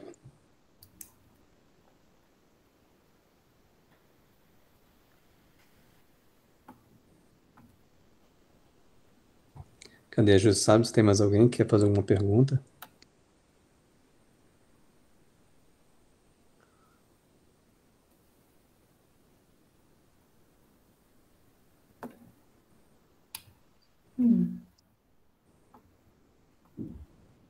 Quer fazer alguma pergunta, Pedro? Will? Eu tenho um monte de perguntas que eu tô... Oi, gente. Entendi o interfone aqui. Então, eu queria fazer uma pergunta aqui bem iniciante para a galera que está chegando agora, está começando na escalada e veio assistir a live, né? A escalada ela é tão propensa assim à lesão como a gente está imaginando. Tem um fator já diretamente proporcional. Você vai escalar, você vai selecionar, tá? A chance é muito grande. Não. Termina, desculpa. Não, pode falar, Gabi. Então, assim, não, porque senão a gente estaria colocando todas as pessoas na mesma caixinha. Assim, por exemplo, se eu não sei a tua história antes de ter chegado à escalada, né? Eu te conheci já escalando e não sei sua história de corpo, que eu quero dizer, sim, né? Sim. Que experiências esse corpo já vivenciou, né? Como estava o condicionamento desse corpo quando chegou ao esporte. Mas lembra que eu mostrei uma figura, lesões são multifatoriais? Sim. Então, existem trocentos motivos para uma pessoa se machucar e para uma pessoa demorar para ficar boa. Sim. Isso vale para todo mundo. Isso quer dizer que todos nós, Josi, somos indivíduos fisiologicamente únicos. Se você tivesse uma irmã gêmea, ela poderia ter uma propensão maior à escalada, começando junto com você, e você não, pela história de corpo, pelos comportamentos, pelas crenças e pelas atitudes. Sendo mais objetiva e menos filosófica. A escalada é um esporte, o esporte que mais demanda de dedos das mãos no planeta para um ser humano até este momento. Ainda não inventaram outro. Então, uma pessoa que começa a escalar e muito rápido ela pula do 3º grau para o 6º grau, ela tem um risco maior de lesão se ela não tem um puta corpo e uma baita sorte, porque aqueles tendões, aquele corpo não se adaptou com as demandas exigidas principalmente dos dedos, mas não só dos dedos. Estou colocando como exemplo assim, existe um risco maior para o dedo? Tem. A gente viu em vários artigos que eu mostrei, é dedo da mão e ombro lá em cima no pódio. É dedo da mão, ombro, às vezes punho, às vezes cotovelo. Então, essas partes do corpo têm um risco maior. Agora, o quanto cada um tem de risco, é impossível a gente responder, porque isso vai da qualidade do aporte nutricional, do aporte hídrico, da qualidade de recuperação, da idade, né? Porque com a idade a gente precisa de mais tempo de descanso, e se a pessoa não respeita isso, ela está se arriscando mais. Da modalidade que ela escala, se aquece, se não aquece. Então, assim, é um esporte que demanda muito do corpo, principalmente dos membros superiores, que pede que tenha mobilidade, sim, também de membro inferior. E o maior recado é: não tenta pular etapas, pular grau, embasa o grau para ir para o próximo grau, isso é importante. Se está começando, busca ajuda profissional, procura um professor, existem ótimos treinadores de educação física que também não são formados, mas são excelentes e dão aula. Um deles é o Edu RC. O Edu não tem graduação e é um cara que me ensinou muito quando eu comecei a trabalhar com escalador. Ele me mostrou vários livros, me ensinou um monte de coisa, sabe? Incríveis treinos, incríveis aquecimentos. Então, buscar um profissional, seja ele graduado ou não, mas que seja uma pessoa que tem propriedade no assunto, não pular etapa e aquecer, eu acho que são os 3 aconselhamentos. Agora, demanda muito dos dedos, principalmente. Então, acho que... Oi, Marcelo. Eu acho que você respondeu assim, em síntese, a gente tem todo um preparo, um cuidado para evitar a lesão. Por que eu fiz essa pergunta? A gente tem, como eu falei lá no início, né, a gente tem muito aluno novo, a gente está terminando uma turma agora do curso básico, e aí outro dia nós estávamos conversando sobre acidentes. E aí uma das pessoas falou assim: nossa, mas eu estou ficando com medo, acho que não quero mais escalar, porque tem muito acidente. Não. Você ficou muda. Não tem muito acidente.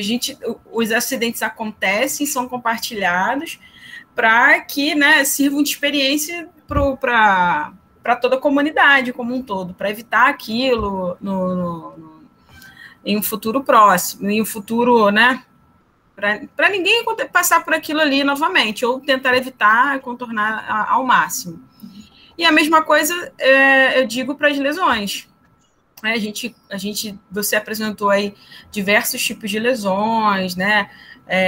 Vários estudos mostrando as lesões nos dedos e ombros, e falou da artrose. E aí você fez uma observação muito importante: todos nós teremos artrose. A gente não vai se livrar disso, né? Mas o escalador já tem ali algumas pontuadas, né? Tem algumas específicas que, para nossa sorte, eu adorei essa notícia, podem ser... a gente pode ter artrose e não sentir os efeitos dela. Eu tenho artrose já. Eu tenho artrose no joelho e eu não sinto quando eu mantenho os meus exercícios. Se eu parar por algumas semanas por causa do doutorado e for para um lugar muito frio, o meu joelho volta a doer. Pois é. Artrose. Pois é, então... É só para... A Elaine está fazendo uma pergunta aqui sobre a artrose. Existe prevenção? Eu posso antes fazer um complemento, Josi, da tua pergunta aí? Claro.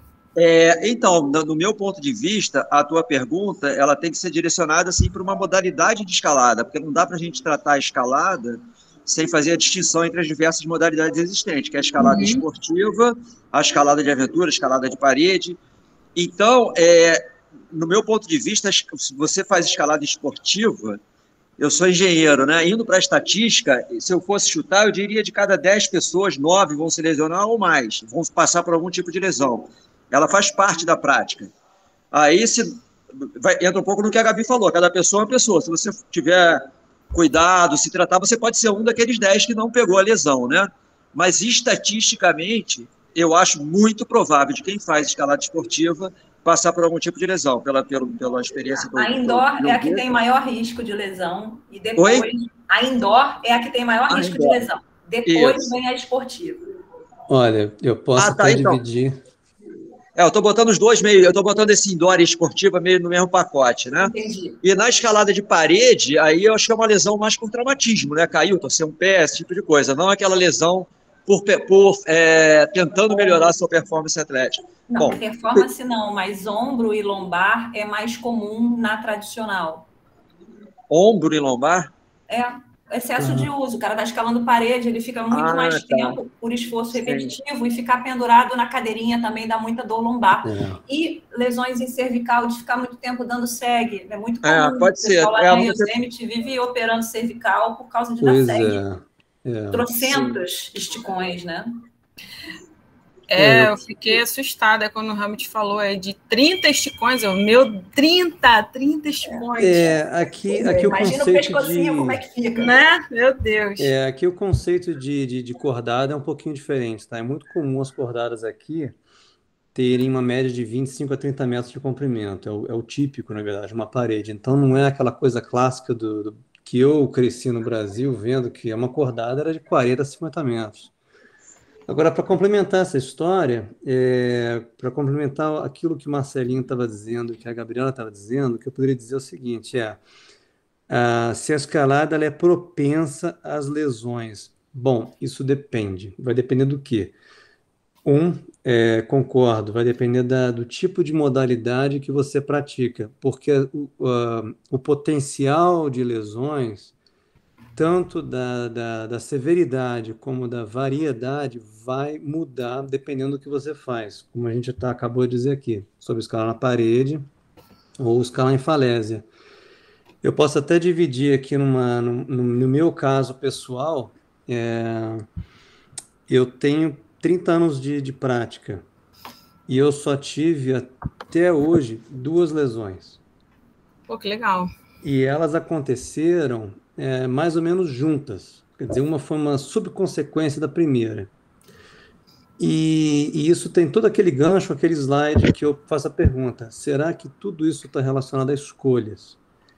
E eu sabendo melhor, mesmo assim, quando abri um ginásio novo, faz uns anos atrás isso, abri um ginásio novo aqui na cidade, eu estava passando por um período em que eu estava escalando muito menos, então eu estava me descondicionando.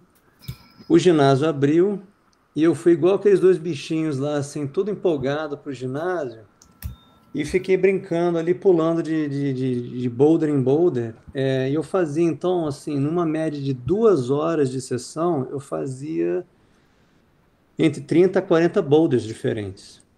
Aí você faz o cálculo ali de quanto tempo você gasta no muro exercendo, né? Quer dizer, fazendo exercício, né? Escalando, e o tempo mínimo de repouso que eu dava entre cada escalada. Eu desenvolvi uma dor do epicôndilo medial aqui, que levou um tempinho para eu curar. Um pouquinho depois eu acabei tendo uma lesão na minha mão, não foi de dedo. Dedo, na verdade, eu nunca tive uma lesão, uma sequer. Mas na mão eu tive uma lesãozinha, uma musculatura intrínseca, né, da mão, por conta da ergonomia das agarras. Isso é uma coisa interessante. A garra tinha um jeito esquisito de segurar. Mas eu acho que tudo depende da escolha que a gente faz. Alguém mais tem alguma pergunta? Não tem ninguém com a mão levantada. A Elaine perguntou aqui, Gabi, na hora que a gente estava falando da artrose, se existe prevenção para artrose. Vocês que são aí especialistas no assunto, e aí, a gente consegue se livrar? Sinceramente, a lesão, a artrose, ela é um desgaste cartilaginoso por excesso de uso, entre outras causas. Então, se no caso da escalada, se é o excesso de uso que causa uma artrose no ombro, por exemplo, não sei se dá para ver, eu tenho o ossinho mais alto aqui, é uma artrose. Eu gastei escalando, assim, só se escalar menos. Elaine de Juiz de Fora, certo? Elaine escala, a vida da Elaine é escalar. Elaine, ao invés de pensar em fugir da artrose, pensa em administrar o seu corpo fora da escalada para que o seu corpo te dê mais escalada pelo resto da sua vida. Eu desconheço. Você conhece como prevenir artrose, Helmut? Só ter baixo peso, né? Porque muito peso para membros inferiores seria um fator de risco. É um fator, pois é, isso aí é física bem básica, né? Quer dizer, é uma pessoa que tem um excesso de peso e reclama que tem dor de joelho. É uma coisa. Bom, infelizmente, você tem uma seção ali articular que não muda, aquela área de contato entre os dois ossos são a mesma, aquilo não vai mudar, mas você tem uma sobrecarga em cima, então não tem jeito. A artrose ela é dependente da sobrecarga, né? Acho que é uma coisa de estilo de vida, então, em geral, que tem que ser administrado.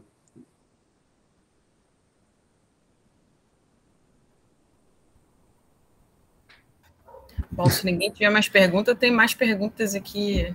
Elaine está se sentindo condenada. Não, não é o fim do mundo, não. Olha só, uma coisa que cirurgiões ortopédicos aqui me disseram é o seguinte, tá? Que é pegando um gancho com o que a Gabriela falou. É uma brincadeira até que eu faço com os pacientes também. A gente nasce, a gente passa pela vida e, eventualmente, todos nós vamos virar fertilizantes. Não tem jeito. E o processo, né, é o que conta. Então, em relação a articulações, é muito simples. Contanto que você continue se movendo, você está bem. Não importa a quantidade de artrose, de uma certa maneira, ou a própria artrite. Enquanto você está se movendo e mantendo uma rotina, um hábito saudável de movimentação, você vai se sentir melhor.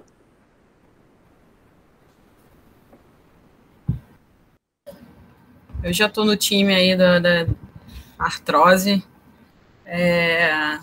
Eu comecei um tratamento novo agora recentemente com acupuntura e vou começar a fisioterapia. Mas eu estava assim, vou fazer, mas descrente de que poderia resolver. Né? Mas eu tô com mais fé, e depois do que vocês falaram, do que a Gabi falou aí, que dá para a gente viver sem sentir aquele problema ali em específico. Eu queria ver se vocês poderiam fazer assim, uma síntese de tudo que a gente falou para relacionar, né, a disciplina do atleta, do praticante de montanhismo com uma prática mais saudável, né, pequenos hábitos que possam...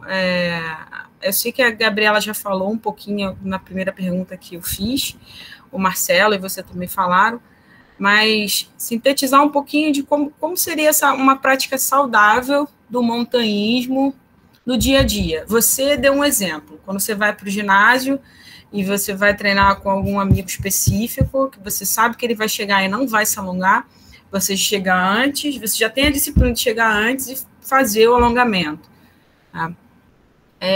Por exemplo, a gente aqui está, sei lá, a meia hora da maioria das paredes escaladas aqui no Rio, né?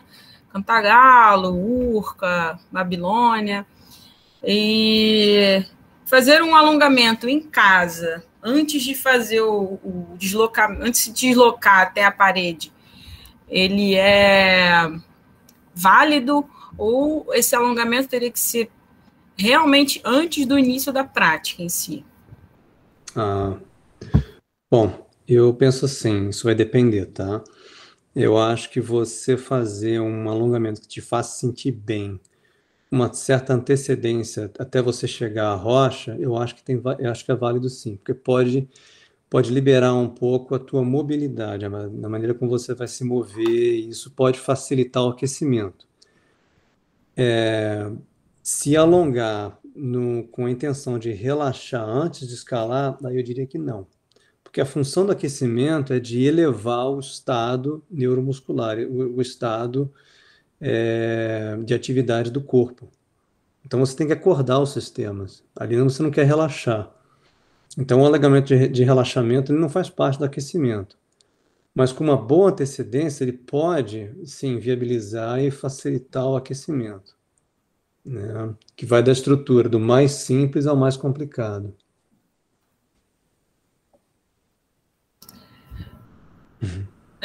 Sim, eu vi o Marcelo a gente tinha falado de aquecimento, não alongamento. Eu já vi muitas pessoas ali, tá esperando no início da pista Cláudio Coutinho, e o pessoal tá alongando lombar, alongando perna, braço, fazendo toda aquela sequência de alongamento básica, né? Antes de entrar na pista para fazer a parede. Pois é, existem conceitos de alongamentos dinâmicos, né? Você pode se alongar, mas dinamicamente, através da movimentação. Isso vai elevar o estado de atividade da pessoa, não seja qual for a atividade dela. O que você não quer fazer através do alongamento é relaxar a musculatura. Você quer acordar o sistema, né? Mas um relaxamento, vamos dizer assim, 1 hora antes de escalar, considerando que você tem que ir até lá, andar um pouquinho até chegar na rocha, etc e tal, só o processo de você andar e fazer a aproximação para a rocha já vai começar a mobilizar outros sistemas energéticos. Então, não seria um problema, mas eu acho que até ajudaria, né, sinceramente, né? Bom. Entendi. Eu tenho lesão na lombar e na cervical. Em geral, são 2 coisas que eu alongo todos os dias, de manhã, assim, 1 hora, mais ou menos 1 hora depois que eu acordo, por uma recomendação do ortopedista. Que o ideal não é alongar logo assim que a gente acorda, quando o tecido está mais hidratado, alongar 1 hora depois, em média 1 hora depois de ter acordado. Então, eu sempre faço o alongamento antes de escalar, porque já faz parte da minha prática diária. E aí, passando para o aquecimento, eu observo que quando eu chego muito em cima da hora e preciso já chegar a equipar e subir, eu nunca guio o primeiro esticão. Eu sempre peço para guiar, não, vou revezando, eu vou guiar o segundo, porque aí o primeiro vai ser o meu aquecimento, e aí no segundo eu já estou melhor. Do meio da escalada em diante, eu tenho um desempenho muito melhor, né? Tudo que dói no início, começa já tudo uma idade avançada, dói joelho, pé, não sei o quê, um monte de coisa. Tudo isso vai doendo ali até a metade da atividade, quando eu não faço o aquecimento, né? E aí, do meio para lá, a atividade fica mais fluida, mais prazerosa. Então, assim, é só como o pessoal diz, um testemunho da importância do aquecimento. Algumas pessoas, talvez mais jovens, ainda não sintam tanto o impacto, né, de um aquecimento antes da atividade. Tá naquela fase que tudo é festa, ninguém sabe ainda que tem joelho, coluna, nada disso, escala todo dia, enfim. Mas para quem já tem algumas lesões aí, uma... Oi? Travou, Josi. Josi? Gabi? Eu tô aqui, você deu uma travadinha. Ah, tá. Não, eu só queria dar aí meu testemunho de que o aquecimento faz toda a diferença na atividade para mim, assim. Ó, o Pedro levantou a mão. Pedro, se você quiser abrir o microfone, fica à vontade. Eu queria fazer uma pergunta nessa linha, por exemplo, quer dizer, eu entendo que vai depender muito do tipo da escalada que você vai fazer, né? Por exemplo, realmente você falou, você chega meia hora antes, aí no caso seria indoor, né? Faz uma meia hora de aquecimento, vai depender da intensidade do exercício que você vai fazer, o tipo da escalada que você vai fazer. Então, você vai fazer um aquecimento específico para aquele tipo de exercício que você vai fazer, né? Agora, se, por exemplo, eu vou fazer uma via toca-toca lá em Três Picos, que você vai fazer 2 horas de trilha e você sabe como é que é o esquema, né? Você acorda 4 horas da manhã, 5 horas da manhã, faz 1h30 de trilha, 2 horas de trilha, e já chega na base e toca, 15 quadrados para cima ou mais, né? Então, assim, como é que seria o aquecimento, né? Como é que a gente diferencia para fazer um aquecimento correto, assim, né? Para cada tipo de escalada, assim. Isso é uma coisa que, apesar de eu ter muito tempo de escalada, eu tenho essa dificuldade, às vezes, de fazer no tempo certo, né, como você falou, o aquecimento correto, né, para cada tipo de escalada. Eu já vivi esse cenário que você está falando aí, literalmente, né, dos Três Picos até na pele, tá? É o seguinte, vamos assim, ser bem direto. A caminhada de 2 horas, ela já nem é mais aquecimento. Aquilo já é uma atividade consideravelmente alta para a média da população. Porque tem gente que não consegue nem fazer metade daquilo. Para você ver o nível de operação que um escalador às vezes tem. Ainda vai fazer uma escalada daquele tamanho, depois, no final das contas, descer aquilo tudo e ir embora da caminhada. Olha o tamanho do dia. Então, a caminhada, por si só ali, ela já nem é mais o aquecimento. Você já passou daquele ponto.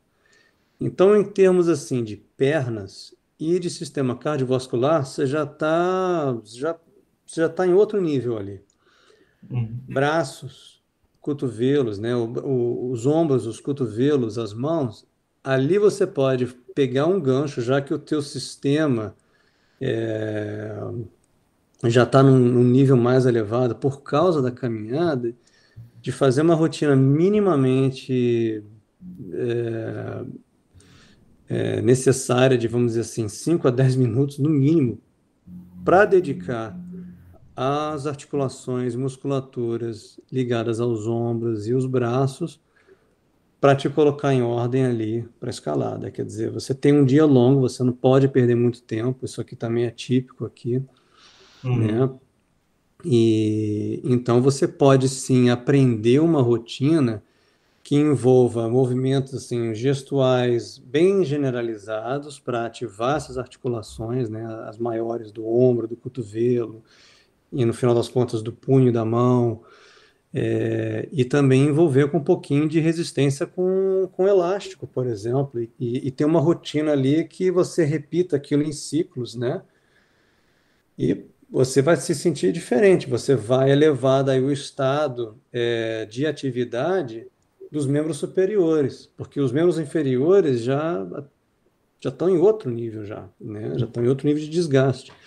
Para citar um exemplo bem rápido aqui, uma vez eu fui fazer a primeira escalada de rocha, abrindo a temporada na primavera daqui, ou seja, tinha já pouca neve nas montanhas, então as trilhas estavam mais limpas, né, de neve, tinha pouca coisa ali para fazer, e era uma falésia de face sul, ou seja, a falésia pegava sol o dia inteiro. Na primavera aqui você quer isso, você quer o sol, você quer um pouco de calor ali na rocha. E eu lembro de fazer essa caminhada, olha, era uma coisa de... Eu levei 2 horas para fazer a caminhada, para chegar na falésia. Num desnível, do carro até a falésia, era de mais de 1.000 metros. Em um trecho que não chegava a 4 quilômetros, ou seja, um troço super íngreme. Eu cheguei tão podre, era a primeira caminhada do ano, naquele ano ali, tá? Mas eu cheguei tão podre, tão cansado na falésia, que eu fiz 3 coisas. Eu tirei um cochilo de meia hora, acordei, comi um sanduíche, fiz um aquecimento e o dia acabou. Eu não tinha mais energia. Eu tinha energia para fazer um aquecimento. E acabou o dia ali. Ou seja, aquela caminhada de aproximação fechou tudo. né? O negócio ali, eu tava vindo de um período em que eu estava indo muito ao ginásio, ou seja, não tinha muita caminhada, não tinha muito trabalho aeróbico, então eu não estava preparado para encarar um desnível de mais de 1.000 metros, onde ainda queria pensar em escalar vias esportivas ali. Uhum. Foi uma lição interessante. É. Mas dá sim para você criar uma rotinazinha que seja minimamente favorável a preparar as articulações, né, os membros superiores, mesmo antes de uma escalada como o pico maior, depois de uma Uhum. caminhada. Legal, obrigado.